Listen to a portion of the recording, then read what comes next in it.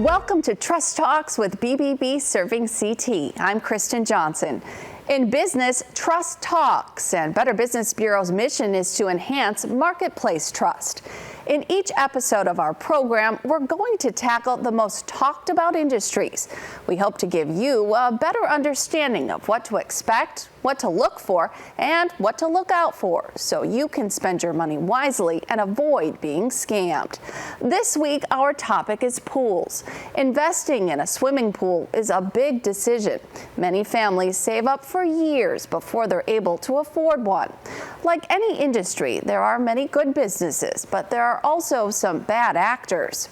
Hopefully, by the end of this episode, you'll know how to tell the difference so that you don't end up high and dry.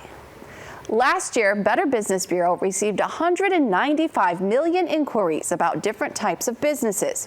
1 million of those inquiries were about pool contractors.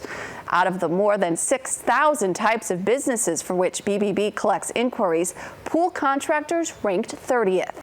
Kelly Johnson is the Vice President of Hunter's Pool Center in Wallingford, a longtime accredited business. She's here to give us some tips. Thanks for being with us today. Thank you for having me. Well, let's dive in. First of all, tell us a little bit about your business. Yeah, so we are a 3-generation family-owned and operated business in Wallingford that focuses on bringing families fun all year long. So in the summertime, we sell, install, and service above-ground pools, in-ground pools. We have a large retail store that houses everything that you need to, maintain the pool, chemicals, toys, games. We also sell and service Saratoga spas. And in the off season, we sell and service Ski-Doo snowmobiles and Can-Am ATVs and provide all the gear and accessories and equipment that goes along with those as well. What do you love most about the pool business? So because we bring families fun all year long, it's really, it's fun. When the kids are out of school and they come in the store and they're all excited to buy their new float for the season, or, we have a lot of teachers that spend the year working really hard and they're really excited to get their pools up and running and spend the summer in the sun kind of just decompressing. Our recreational vehicle customers are really diehards with their sport and their hobby, and they love when we get them outfitted with a new machine, or we have a new product or new gear that brings them enjoyment and maybe provides a little extra spice to their rides. I'm sure the industry has changed a lot since your grandparents started in this business 60 years ago. Yeah, 1963. So tell me about some of those changes.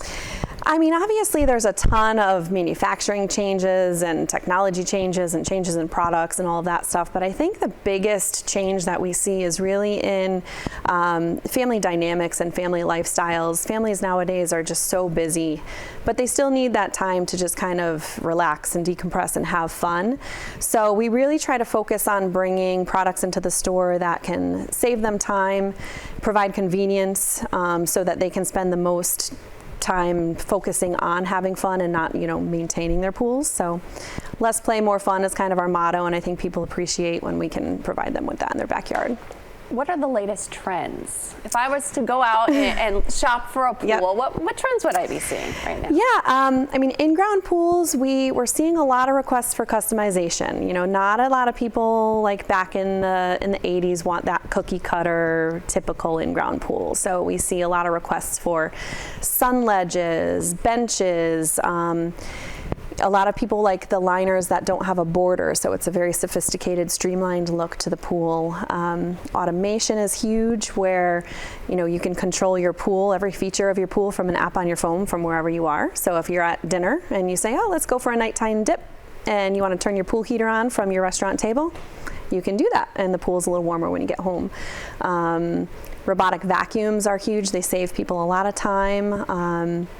And for our above ground pools, it's kind of the same, where people don't really want something that is your typical above ground pool. So our most popular pools are really dark gray, and it's kind of really trendy and something that you don't really see in the above ground pool industry. I'm surprised with the climate that we have in Connecticut that there are so many people with pools in their backyards. A lot of people, yeah. And every time I think we can't possibly install more pools, we have we have an enormous demand for them still. So yeah, I think that's going back to, providing people as much convenience and time saving so they can focus those 4 months of the year on having as much fun as possible. It's really important. May to September. Yeah, I would say, we really start ramping up the beginning of May. And, if you have a heater on the pool, you can certainly keep it open through, some people don't close till Halloween. They like to have Halloween pool parties or whatever. But yeah. If someone wants to put in an in-ground pool, when should they start? What time of year should they start looking? Should they be thinking about that in the wintertime? Yeah, and in this economy, this market, absolutely. We are now installing pools that were booked just about a year ago. So we are just about running a year out for installs. I hear a long wait for a pool. That's for in-grounds. Above grounds, definitely. We can still get, end of July, early August as of right now. So you can still get an above ground pool this summer. But for the larger projects, it definitely is a little bit more of a time wait. Installation begins when the ground thaws? Yeah, we start as early as we possibly can. I think we started the middle of March this year, around March 15th. And we'll go right through till Mother Nature tells us we can't anymore. So, well, speaking of demand, there were 300,000 more inquiries about pool companies to Better Business Bureau, both in 2020 and 2021 than there were in 2019 before the pandemic. I'm not surprised. So did that surge in interest change your business model? Yeah, we had to really adapt quickly and kind of think outside the box, because not only did demand increase exponentially, but supplies are, the supply chain is extremely stressed. And then also we had employee shortages where even now it's really hard to get employees to come work. So we now have to plan, like I said, every project is planned out way ahead of time. Buying inventory for the store is done a year out, and just really planning way ahead for every single project, above ground and in ground, is crucial to make sure we don't miss anything. So would you say the pandemic had a negative or a positive impact on the pool industry? It's kind of a double-edged sword. I'm very grateful for the demand and having the business, because a lot of companies did not experience that. So in that aspect, I'm extremely grateful, and we're riding that wave as best as we can. However, the supply chains have been difficult to deal with, but we're opening up more vendor lines, more distribution lines, and kind of just adapting the best that we can to supply everybody with what they need. So what question would you say you get asked the most by prospective customers? At this time of the year, it's definitely, when are you going to be here? When is my pool getting installed? Everybody kind of wants that instant gratification and that instant immediate install. So we try to set very clear expectations, especially at this time of the year, for bookings and when things are scheduled. And we do our best. We work 6 days a week. The install crews do, just staying on task, staying on schedule, and getting everybody installed so that we can meet those expectations. I'm wondering, now that so many people have put pools in the last 2 years, is that having a domino effect on the supplies that pool owners need as well? Is there a shortage of chlorine or different products that they would need to? Yes and no. So the shortage of chlorine that a lot of people are hearing about, it's only certain kinds of chlorine, and it was due actually to a plant fire. It wasn't really due to like COVID or anything like that. So it was just kind of like something that we really didn't need to happen on top of all the other things kind of just happened. So I see. Yeah. So what's the one thing you wish customers or prospective customers knew before they decide to sign on the dotted line, perhaps? Yeah, I would say we are worth the wait. We really pride ourselves on customer service and providing really high quality products and expert installation services. And I hear so many times where somebody comes in and they're like, oh, well, you were 2 or 3 months out. We really wanted you to install the pool, but we didn't want to wait, but it didn't go great, and now we need you to come fix it. So really putting value in companies that are accredited and reputable and can stand behind their projects and products are really important. Well, speaking of getting scammed, unfortunately we have heard of scams increasing because because of this demand, scammers, Yeah. they tend to come out of the woodwork when there's a high demand for something. What tips do you have for people pool shopping so they don't get scammed? Yeah. Unfortunately, because of this economy and this market, there are fly-by-night companies that are popping up everywhere just trying to capitalize on the boom in this industry. And it's just really important for people to do their due diligence, find somebody reputable, find somebody accredited with the Better Business Bureau, make sure that they have the ability to stand behind their products. That's just, it's critical. And be patient, because companies right now that do have those, that accreditation and that reputation are going to have a waiting time. So, waiting a couple months for your install in the grand scheme of things to get a pool that's going to last you a lifetime and last twice as long as somebody else's is really not a long time to wait in the long run. That's right. And speaking of the long run, how long have you been accredited now, Hunter's Pool Center? I think it's 38 years. 38 years. So Yeah. tell me a little bit about what your business feels like they get out of being accredited with Better Business Bureau. We're very proud to have never had a consumer complaint with the Better Business Bureau, and that's definitely something that we brag about a little bit to our potential clients, and we invite them to go on to the Better Business Bureau's website, look up us as well as other competitors that they might be considering and compare our reputations. And I think our A+ rating kind of just speaks for itself with us being a trustworthy company to do business with. What to look out for and what to look for, which is what we really want to pass along to people. Yeah, absolutely. Obviously, there's a very high interest. You know better than anyone. Yeah. Such a high interest. Have you, these last 2 years, can you compare it to anything in your career? Have you ever seen it like this? No, I have not. I mean, I've worked for my family since I was 12 and I could punch buttons on a cash register. So it's never been as crazy as this. And, it's been great. It's been fun. Yeah. Kelly, thank you so much for sharing your expertise. You're and so your welcome. Experience. Kelly Thanks for having me. With Hunter's Pool Center in Wallingford. I know this will be very valuable to our audience, so we appreciate it. Thank you. At BBB.org, you can look up accredited pool contractors in your area, read reviews, and look at patterns of complaints. When hiring any contractor, it's always important to check that they have the proper licensing. After the break, the Department of Consumer Protection will be here to explain some recent changes to the licensing laws for pool contractors. Find out what questions you should be asking when we come back.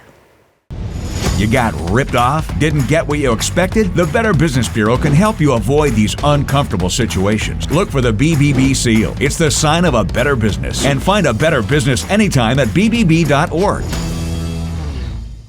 Welcome back. As you're doing your research, you want to make sure that the contractor you're considering has the proper licensing. If they don't and they skirt on this regulation, that's a red flag that they'll cut corners in other ways that may cost you more in the long run. In 2017, the licensing requirements for pool contractors in the state of Connecticut changed. Caitlin Kressel from the Department of Consumer Protection is here to tell us what questions you should be asking these pool contractors before you hire them. Caitlin, thanks so much for being with us. Absolutely. Thanks for having me. So what is the difference between the licensing requirements for an above ground pool versus an in-ground pool? Sure. So for an above ground pool, your contractor should have a home improvement contractor's license. And you should also be asking them, if installing swimming pools is the kind of work that they do, because home improvement contractors do all kinds of things. They may install roofs, they may do other home improvement projects around your house. So you need to make sure not only that they have that registration, but that is actually the kind of work that they do. If they're installing a below ground pool, there is a special swimming pool builder's license for anyone installing a below ground pool or spa. So I've heard of, there's SPB, SP1, and SP2. Those are different licenses. What are the differences between those? They are. So for a swimming pool builder license, that would be someone that is going to be installing a below ground pool or spa. SB1 is for maintenance. So they would be a person who, they run a business, and that business's sole purpose is to maintain and repair swimming pools. SB2 would be employees of that business. So people who are licensed to do that work, but they have to be an employee of an SB1. Okay, so what should pool buyers be asking contractors about their licensing then? We highly encourage consumers to request verification of the license. If that's something that they're not willing to provide, that's a red flag.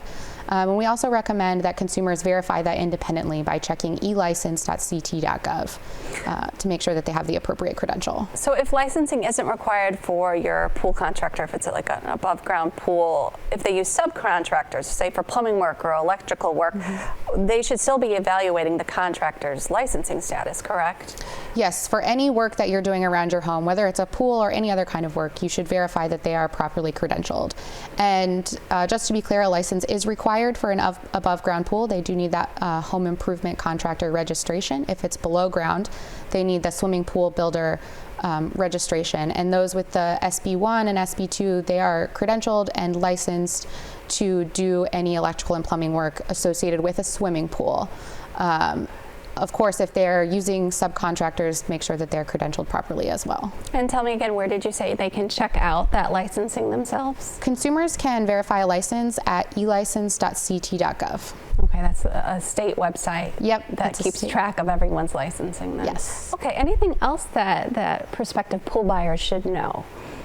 We always encourage consumers, whether they're installing a pool or doing some other kind of work around their home, it is required by law to have a contract. So make sure that you're entering into a contract before any work begins. That contract should include things like your contractor's license and registration numbers, their contact information, address, the scope of work that's to be completed, the cost of that work, dates at which you expect it to be completed, and that contract can be amended throughout the process. You know, home construction projects, sometimes timelines change, but that should be agreed to by both the consumer and the contractor. And again, that contract is required by law, and it's just a way to protect yourself if anything goes wrong. Now, Better Business Bureau does review the licensing of its accredited businesses once a year, but we always say it's a good idea to check with the licensing agency like DCP just to make sure that the contractor you're considering is up to date. Thanks to Caitlin Krassel with the Department of Consumer Protection for this very valuable information, and hopefully it will help people down the line as they are looking to put in pools. And hiring someone that has the proper licensing, that's the most important. Yes, absolutely. Thank you very much. Better Business Bureau also recommends you talk to friends or family who've recently had a pool installed. Then find out if other customers had the same experience by searching reviews. Check the number of years the company has been in business. Choose a pool contractor that has been in business for at least a few years with a solid reputation and a list of local references. Compare costs. Talk to at least 3 different pool contractors and get a quote for a similar pool every time. Ask pool contractors to provide quotes in writing, including a breakdown of what the price includes. If a contractor won't supply their bid in writing, find someone who will.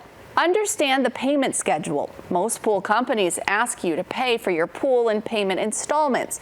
You should never pay a large percentage of the total up front. Check background and criminal history. Pool contractors, their employees, and subcontractors are expected to spend a lot of time on your property. That gives them access to your home and your family. Find out if the contractor you're considering has a system for criminal history and background checks. Scammers are eager to take advantage of the increased demand and delays due to supply chain shortages. Avoid scams by looking out for the following. Beware of prices that seem too good to be true. Scammers will often lure people with prices they don't want to pass up, only to find out that wasn't a pool to be had. Confirm the company's physical address. Some scammers use a fake address or not list an address at all. If it's not possible to confirm the company's physical address, it could be a scam.